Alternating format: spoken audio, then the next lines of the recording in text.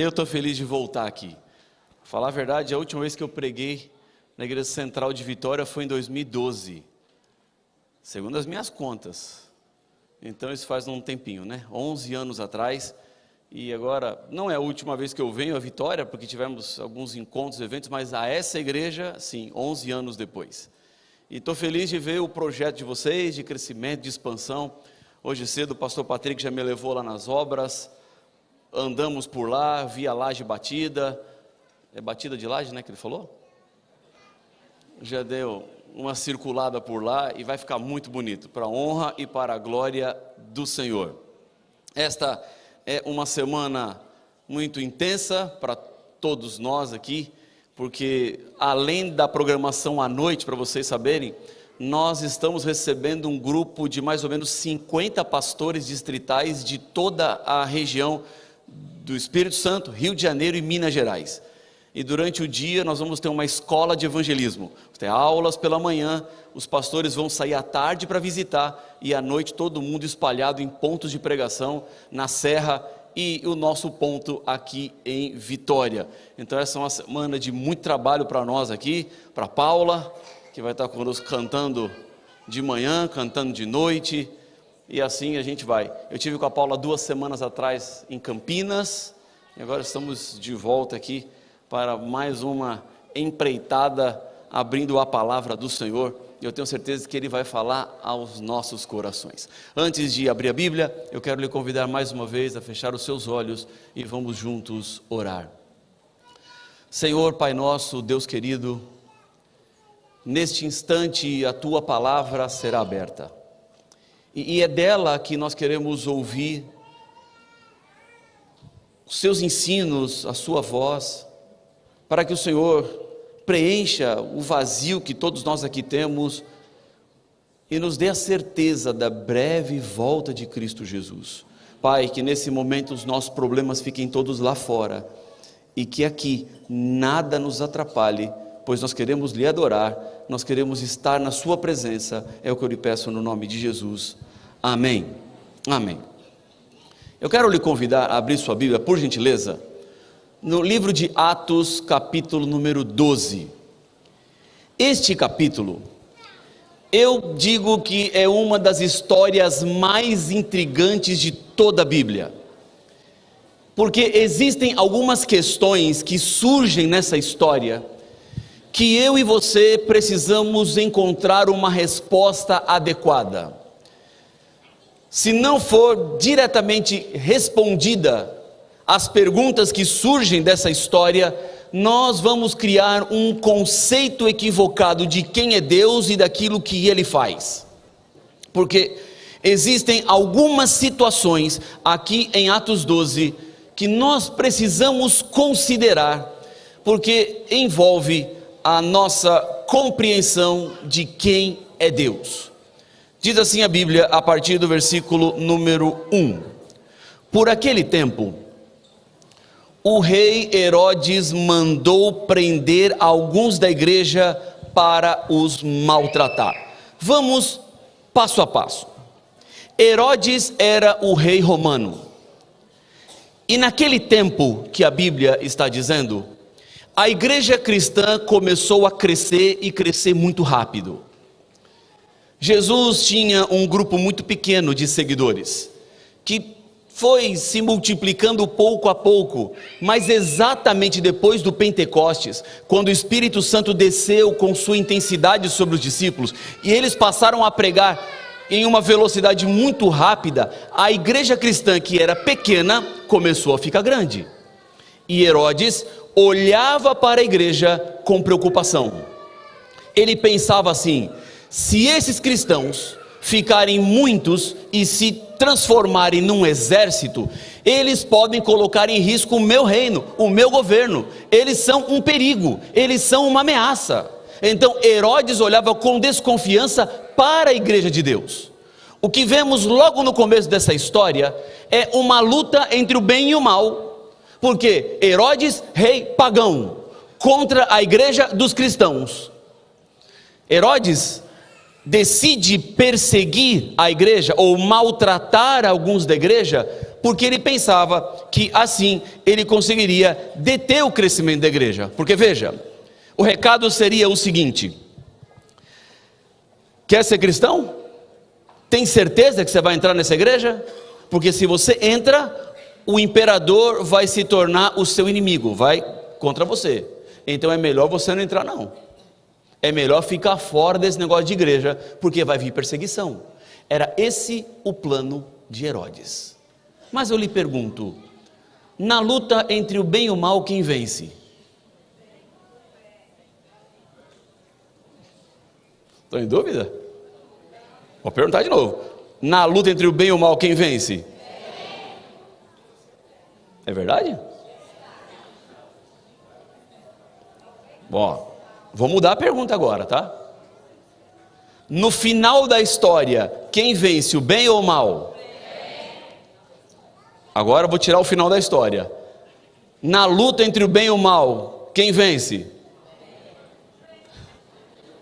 Nem sempre o bem, né? Concorda comigo? No final da história, o bem vencerá. Mas durante a trajetória, nem sempre o bem vence. Às vezes o mal vence. Porque olha, nós vamos entrar exatamente nesse ponto. Herodes perseguindo a igreja, Herodes querendo deter a igreja fazendo a vontade de Deus, fiéis seguidores do Senhor. Então agora o imperador se torna perseguidor. E olha o que acontece, versículo 2: mandou matar a espada Tiago, irmão de João. Quem venceu, o bem ou o mal? Aparentemente o mal, porque o Herodes escolheu um líder da igreja, uma pessoa forte e representante do povo de Deus, e o matou a fio de espada. E o que significa matar a fio de espada? Olha para cá, ó. É isso aqui, ó. Decapitar. Foi assim que Tiago morreu. Quem é esse Tiago, irmão de João? Um dos discípulos de Jesus. Dos 12 discípulos que Jesus tinha, a Bíblia nos conta que 3 eram mais próximos do mestre. Quem eram os 3? Pedro, Tiago e João. Você acabou de ler a morte do Tiago. Morto a fio de espada por um rei pagão. Martirizado pela fé. Tiago só morreu porque pertencia à igreja, porque se não pertencesse, não teria morrido. Tiago só passou o que passou porque estava liderando a igreja. Veja só, se Herodes queria deter o crescimento da igreja e pensou assim: vou maltratar líderes da igreja, e decidiu matar pessoas, obviamente que o primeiro que ele escolheu foi escolhido a dedo, porque ele queria dar um recado para todo mundo. Não ia matar qualquer pessoa da igreja, ele escolheu uma pessoa chave. Vou pegar esse Tiago aí, porque o recado vai ser mais rápido. O recado vai difundir para todo mundo. Olha só, o Herodes está matando os cristãos, e matou um dos líderes, o tal do Tiago. Como eu já disse a vocês, o mal começa vencendo. O rei pagão triunfa. Você pode escutar por aí uma pregação que diz assim: venha para Jesus e pare de sofrer.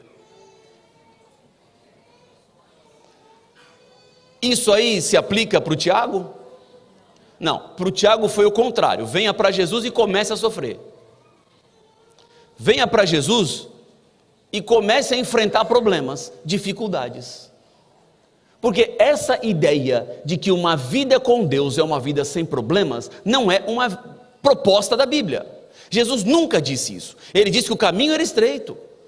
Ele disse que nós teríamos dificuldades. Mas ele disse: tenha bom ânimo. Não há nenhuma promessa na Bíblia de que enquanto estivéssemos neste mundo, nós não teríamos situações difíceis e complicadas. E a história de Atos capítulo 12 começa exatamente assim. O mal contra o bem e o mal triunfa sobre o bem, porque um discípulo de Jesus, um líder da igreja, morre em nome do Senhor. E algumas pessoas, em sua trajetória espiritual, quando se deparam com problemas, pensam que não era esse Deus que elas esperavam, viram as costas e se vão. Eu estou dizendo para você que não existe uma vida isenta de problemas, não existe uma vida isenta de dificuldades, de dores, de situações difíceis. Todos nós passamos, todos nós temos estes momentos, mas algumas pessoas acreditam que se Deus é Deus, ela não deveria ter problemas, mas Deus continua sendo Deus ainda quando você tem problemas. Deus não deixa de ser Deus pelos problemas que você passa. Mas se você acha que a história está difícil, vai ficar pior. Vamos continuar. Vendo que isto agradava aos judeus, o que fez Herodes? Que está na sua Bíblia aí. Prosseguiu. Continuou. Ou seja, depois que ele matou o Tiago, os judeus aprovaram, os romanos aprovaram, e ele pensou assim: estou alcançando o meu objetivo, vou acabar com essa igreja cristã, então vou seguir, vamos prender outro, vamos matar mais um. E quem ele escolheu agora? Pedro, outro discípulo de Jesus, outro líder da igreja, outro representante do povo de Deus na terra. E agora ele foi preso, para quê? Para morrer decapitado, para ser um exemplo às pessoas do que não ser e não ir. Diz a Bíblia, versículo 4: depois de prendê-lo, lançou-o na prisão, entregando-o a 4 escoltas de 4 soldados cada uma. Esta é uma informação importante para nós. São 16 soldados que foram destacados para cuidarem do Pedro na prisão. 16. Guarda esse número. Versículo número 5. E assim Pedro estava guardado na prisão. Versículo 6. Na noite anterior ao dia em que Herodes ia apresentá-lo ao povo, que significa a madrugada, momentos antes dele ser decapitado, diz a Bíblia no versículo 7: eis porém que sobreveio um anjo do Senhor, e uma luz iluminou a prisão. O anjo tocou do lado de Pedro e o despertou, dizendo: levante-se depressa. Então as correntes caíram-lhe das mãos. E o anjo continuou: coloque o cinto e calça sandálias. E ele assim o fez. O anjo lhe disse mais: ponha a capa e siga-me. E Pedro, que seria morto, assassinado por Herodes, saiu vivo nas mãos de um anjo.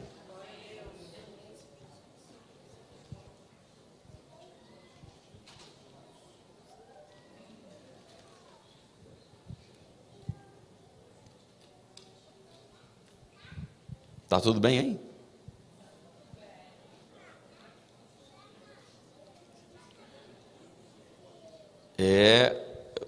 O senhor já bateu na tecla. Tem um problema nessa história aqui.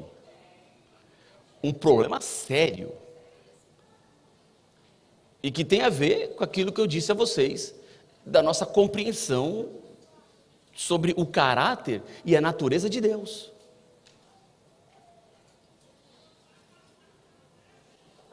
Vamos recapitular a história aqui, e vai ficar bem claro para você. Herodes queria o mal da igreja, pega um líder da igreja, coloca na prisão, ele fica preso, apresenta diante do povo, decapita ele, arranca a cabeça e fica como um exemplo para que ninguém fosse cristão. As pessoas aplaudiram, apoiaram, falaram assim: beleza, vou fazer com outro. Pegou Pedro, colocou Pedro na prisão. No dia que Pedro ia ser assassinado, vem um anjo e tira o Pedro. Aí a pergunta que fica no ar é: por que Deus não mandou um anjo para tirar o Tiago também?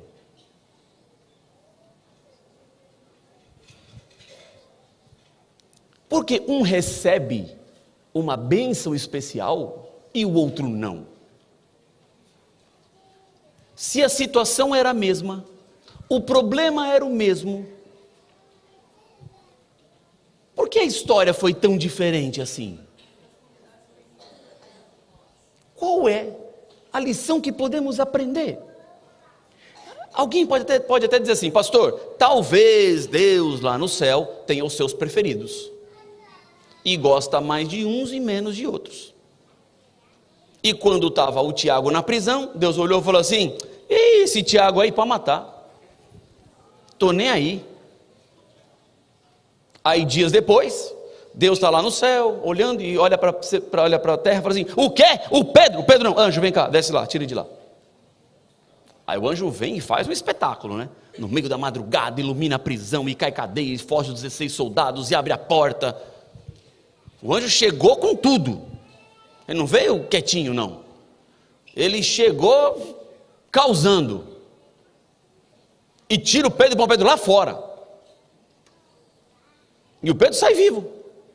Um milagre para ser contado, um testemunho para ser compartilhado. E o Tiago? Por que não? Isso pode parecer mais incisivo,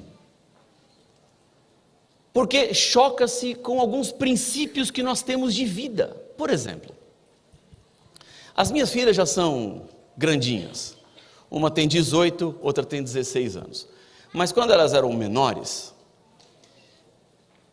nós tínhamos um princípio, né, que eu acho que todos os pais têm, porque os meus pais fizeram isso comigo e assim vai. E qual é o princípio? O que você faz para um filho, faz para o outro, certo? Então você não faz mais para um e menos para outro, a gente faz igual, a gente trata igual, dá as oportunidades iguais, não fazemos diferenciação. Por exemplo, se você está lá na hora do almoço e os seus 2 filhos querem suco, aí você olha na jarra de suco e não tem suco para 2 copos, o que você faz?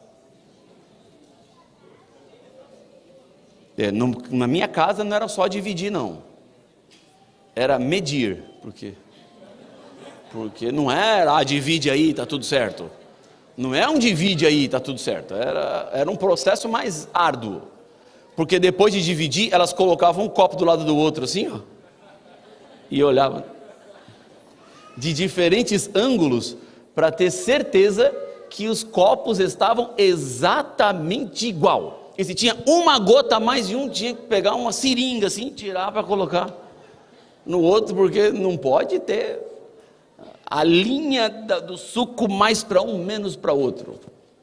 Você tinha que dividir o chocolate igual, era milimétrico, até a raspinha que caía quando dividia com a faca o chocolate tinha que ser separada, para ninguém ficar com mais que a outra. Eu lhe pergunto, está certo dividir assim?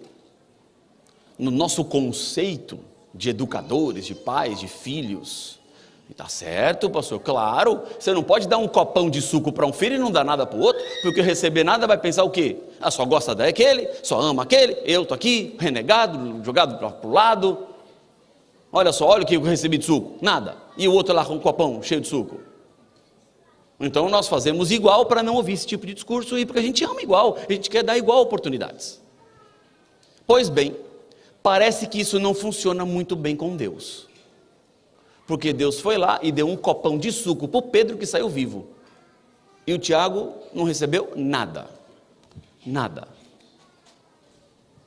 Veio um anjo tirar o Pedro. Você consegue imaginar o que é isso? Você já viu um anjo na sua vida? Já viu anjo? Alguém já viu anjo? Além do flanelógrafo?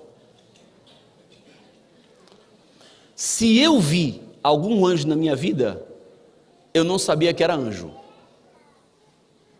Se ele apareceu para mim em algum momento, eu não sabia que era ele. Passou por mim como uma pessoa qualquer, nunca vi um anjo. Ora, o Pedro não, o Pedro viu um anjo.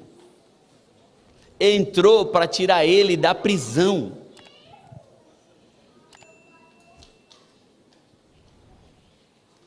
E o Tiago não recebeu nada. Nada. Que forma é essa que Deus tem de agir? Na vida, é muito fácil ser Pedro.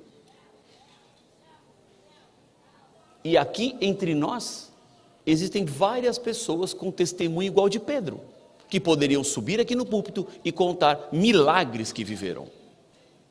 Mas por outro lado, há pessoas aqui que estão pensando assim: pastor, nessa história aí eu sou o Tiago. Não tenho milagre para contar, não tem cura para contar, não tem nada espetacular que eu possa compartilhar, porque com a minha vida nada aconteceu que fugisse ao normal. E diferente, pastor, quando eu peço uma coisa, nunca acontece. Veja, mesmo problema, a mesma situação e duas histórias diferentes. Como você lida com isso? Como é que você se relaciona com essa situação? Eu era um jovem pastor. Logo no começo do meu ministério, eu pastoreava uma igreja e junto com a liderança nós decidimos naquela época fazer uma programação extensa na igreja de 45 noites. Conversamos, montamos toda a estrutura, uma semana de família, uma semana para deixar de fumar, uma semana de profecias, uma semana de doutrina, montamos um calendário. E então começamos a nossa programação, convidando as pessoas que viviam em volta da igreja, há um pouco mais de 20 anos atrás. Eu lembro-me que uma das noites, eu vivi uma experiência que me marcou profundamente. E a partir daquele dia, eu comecei a procurar respostas para esta situação que eu vou contar para vocês. Como eram muitas noites, eu comecei a separar os temas, e um dos dias eu decidi que nós deveríamos falar sobre milagres. O poder de Deus em operar milagres. E no meu sermão, eu queria dizer o seguinte: os milagres que Deus fez não estão apenas nos tempos bíblicos, mas Deus continua fazendo milagres. E para que não ficasse apenas o meu discurso de que Deus continua fazendo milagres, eu convidei uma senhora para que viesse contar o seu testemunho de vida. Uma história que eu conhecia, que eu já tinha escutado ela pregar pelo menos umas 2 vezes. Essa senhora teve um câncer de mama muito agressivo. Ela tem uma história muito dramática, como ela descobriu, mas durante o seu tratamento, ela chegou no pior momento, quando estava desenganada pelos médicos. Já não tinha mais solução, o caso dela era gravíssimo, o corpo não estava respondendo aos tratamentos, a medicina estava tentando de tudo, mas era impossível, já não tinha mais o que fazer. Um dia, os médicos convidaram a família para uma reunião, e essas reuniões trágicas, né?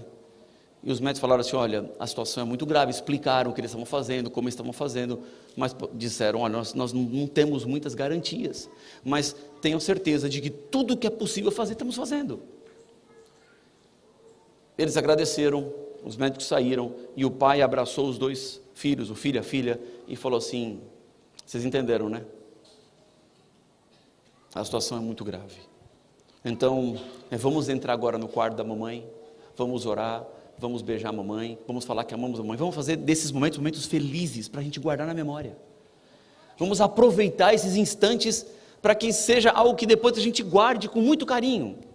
E os filhos aceitaram, e foram para o quarto, e quando entraram, lá estava a mãe, deitada, debilitada, fraca, sem energia, e a filha começou a chorar, o filho também, triste para ver a situação da mãe, e o pai sem saber o que fazer, o clima ficou tenso dentro do quarto, tirou todo mundo, e o pai falou assim: vamos sair daqui, e deixaram a mãe sozinha de novo, e ela, que conta o testemunho, disse que naquele momento ela entendeu que ali era uma despedida.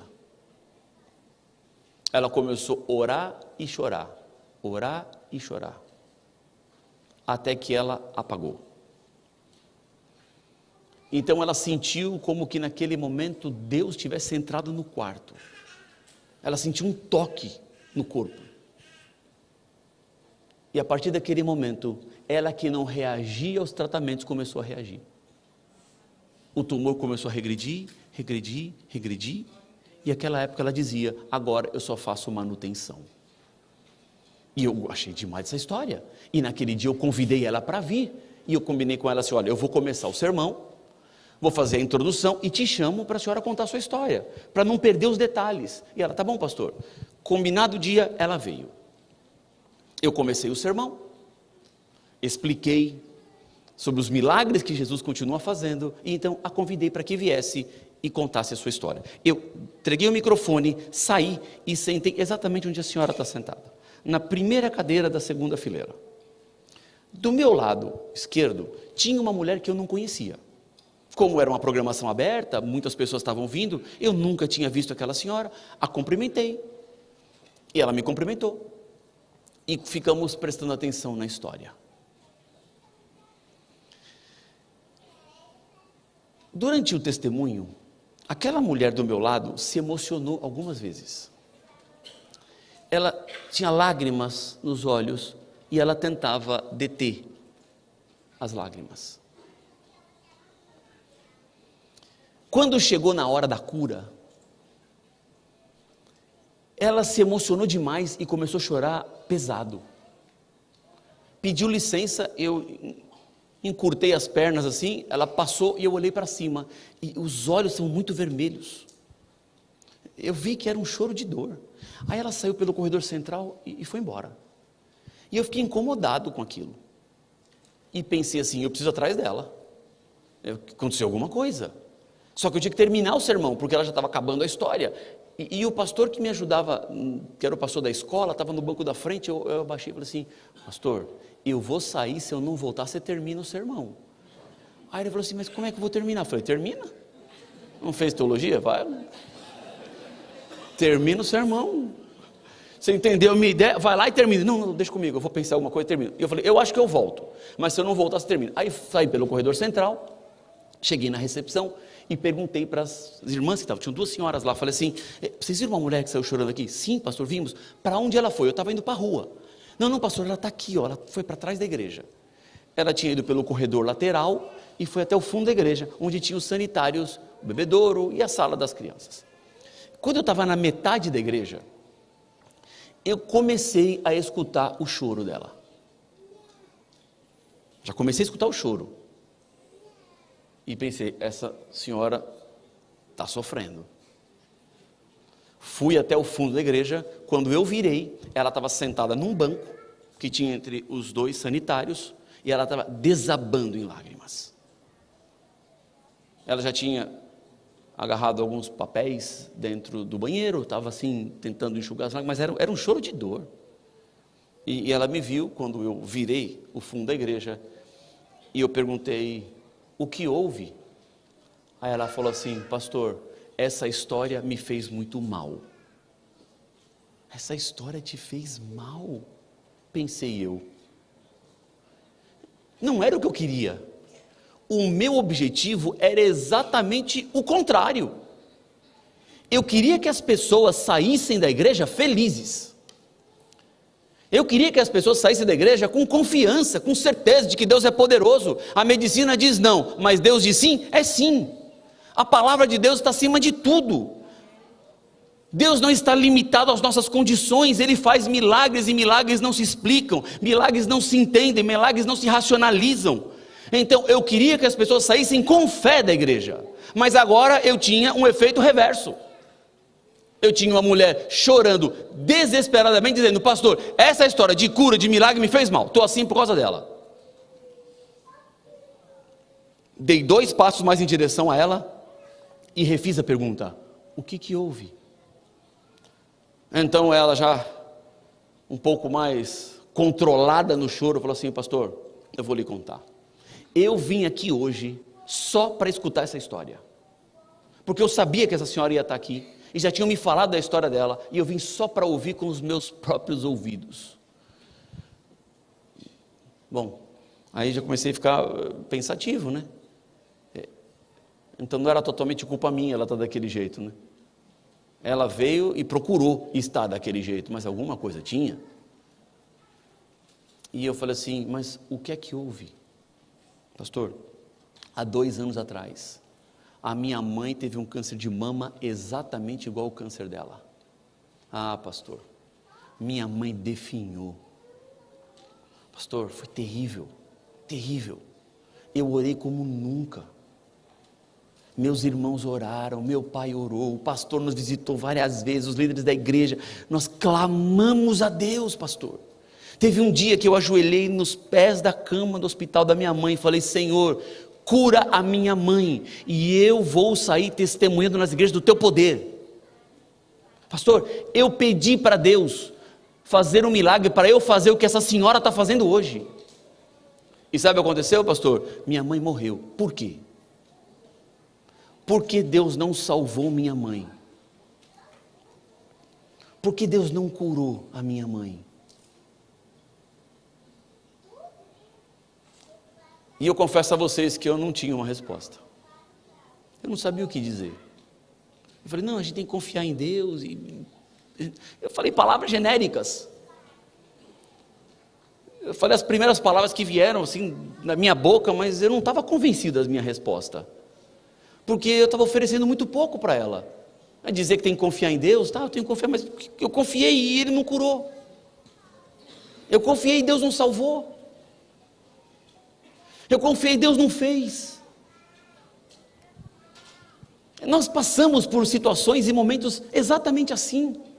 Todos nós passamos. Enfrentamos lutas e dificuldades. Eu tenho um amigo que na pandemia pegou Covid. Ele ficou 42 dias entubado, não internado, entubado. 42 dias. É um milagre vivo. Fez traqueostomia, hemodiálise, tudo que você imaginar, ele passou. E está vivo. Meu pai foi entubado na pandemia e 5 dias depois morreu. Eu orei pelo meu amigo como eu orei pelo meu pai. Um recebeu o milagre, outro não recebeu. Um foi curado e o outro não foi. Um sai e o outro fica. E aí nós temos a história aqui do Pedro e do Tiago. O Tiago morre decapitado e o Pedro sai vivo na mão de um anjo. Aquela senhora conta o testemunho de um milagre sobrenatural que sentiu Deus entrando no quarto, e a filha chora lá atrás dizendo que não sentiu nada, nem Deus, nem anjo, nem ninguém, e a mãe morreu. E que forma é essa que Deus tem de agir? Por que Deus faz as coisas assim? Eu não posso terminar meu sermão aqui, porque se eu falar amém agora e todo mundo vai embora para casa, acho que não vai ser bom, né? E você que está nos assistindo, ou nos ouvindo, assistindo pela internet, ou ouvindo pela rádio Novo Tempo, Afonso Cláudio, Nova Venécia, Vitória, não desconecta agora, não muda de estação, porque eu tenho uma resposta para te dar, que é a resposta que me acompanha, é a resposta que eu tenho para essa situação. Por quê? Deus faz esta aparente diferença entre as pessoas. Vamos pensar um pouco no propósito da nossa vida. Qual é o plano de Deus para todos os seres humanos? Qual que é o plano de Deus? Salvação, certo? Alguma dúvida disso? Então Deus quer nos salvar. Esse é o objetivo de Deus. Só que salvação para pessoas diferentes significam caminhos diferentes. E aqui está o grande ponto.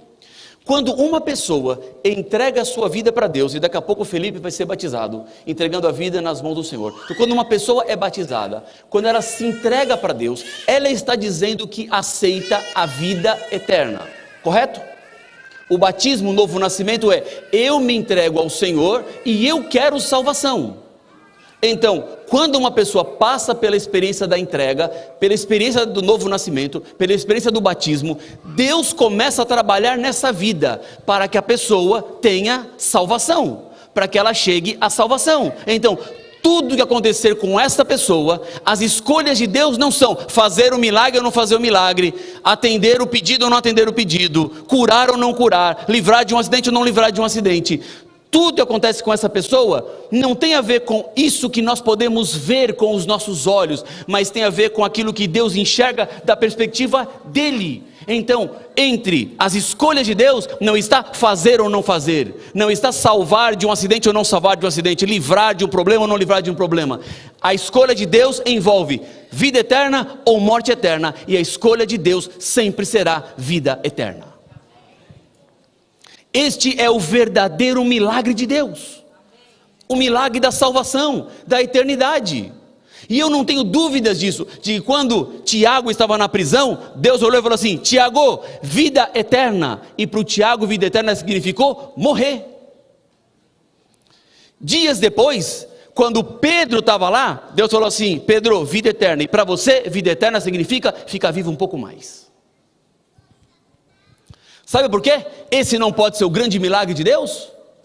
Porque naquele dia, Pedro foi salvo. Mas Pedro está vivo até hoje? Não. Pedro morreu. E como morreu Pedro? Crucificado de cabeça para baixo. Agora eu lhe pergunto, o que é pior? Morrer decapitado ou crucificado? Assim, pastor, Deus me livre. É tudo ruim, né? Tanto uma quanto a outra morte são terríveis. Então veja, Pedro foi liberto de morrer decapitado, mas morreu crucificado. Então que diferença fez? Você entendeu a ideia? Esses milagres que nós vemos aqui na terra, e que às vezes supervalorizamos, claro que são evidências do poder de Deus, mas quando Deus não faz, também é evidência do seu poder, porque se Deus não curou meu pai, foi porque ele disse vida eterna, porque eu não tenho dúvidas. Antes do meu pai ser entubado, ele falou assim: está tudo bem, está tudo certo, Deus sabe todas as coisas, e se eu não voltar, a gente se vê na eternidade. E ele não voltou.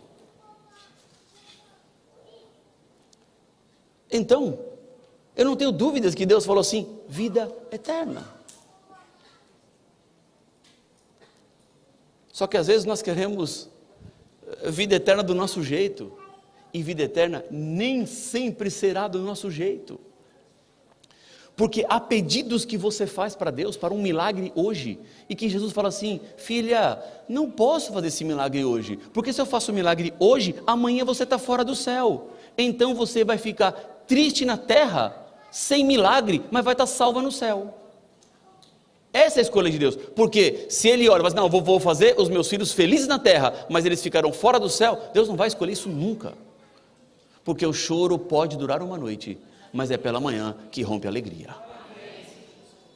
Então, o grande milagre de Deus não são os testemunhos que muitas vezes escutamos, do paraplégico que volta a andar, do céu que volta a ver, de alguém que estava dentro de um ônibus que explodiu e só ele sobreviveu. Isso pode acontecer, mas esse não é o verdadeiro milagre de Deus, porque curar alguém hoje significa postergar a vida, e postergar a vida não é o grande milagre de Deus.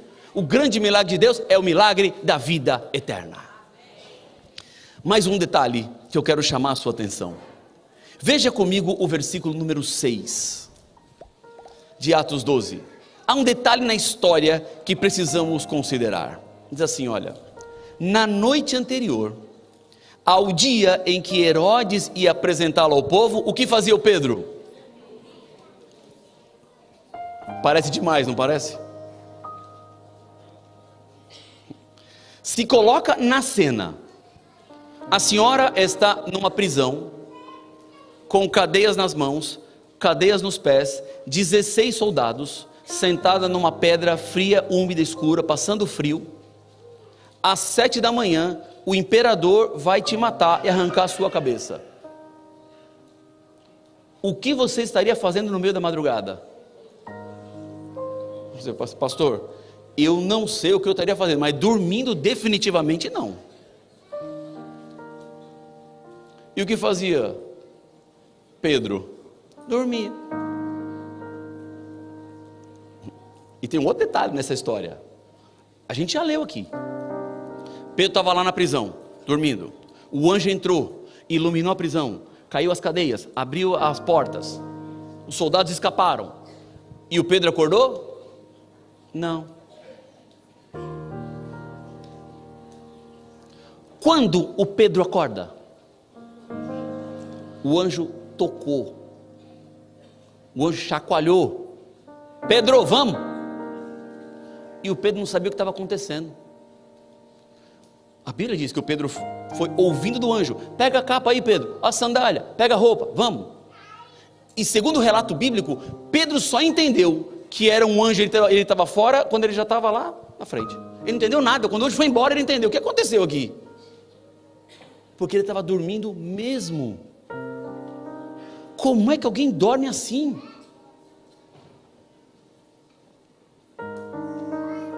Como? Ele não tinha nenhuma evidência de que Deus o salvaria, porque já não tinha salvado o Tiago. Então ele pensou assim: bom, Tiago morreu decapitado, agora é minha vez. Vai ser meu dia final, momento final. Aí ele vai para a cela, senta na cela lá, com os 16 soldados, com tudo aquilo lá, e dorme. E dorme em paz. Vai todo mundo embora, escapa todo mundo, cai as cadeias, as portas abertas, e ele continua dormindo. De tão tranquilo que estava. É paz na tempestade. E como é que alguém consegue dormir? Porque Pedro aprendeu o que eu quero que eu e você saiamos daqui nessa manhã já aprendido. Se for para morrer, morrerei. Se for para viver, viverei. Mas o mais importante é que a minha vida está nas mãos do Senhor.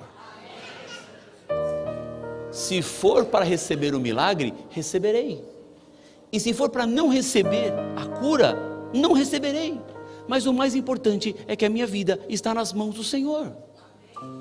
Se Deus me livrar de um acidente, liberto serei. Mas se Ele não me livrar de um acidente, nas mãos do Senhor permanecerei. Este é o grande ponto. Esta é a grande questão. Deus pode, como não pode fazer o milagre que a gente quer. Mas quando Ele não faz o milagre que nós queríamos, isso não significa que Ele não fez o milagre. Ele fez o milagre da vida eterna, o milagre da eternidade. E esse milagre está à disposição de todo mundo, está à disposição de quem quiser.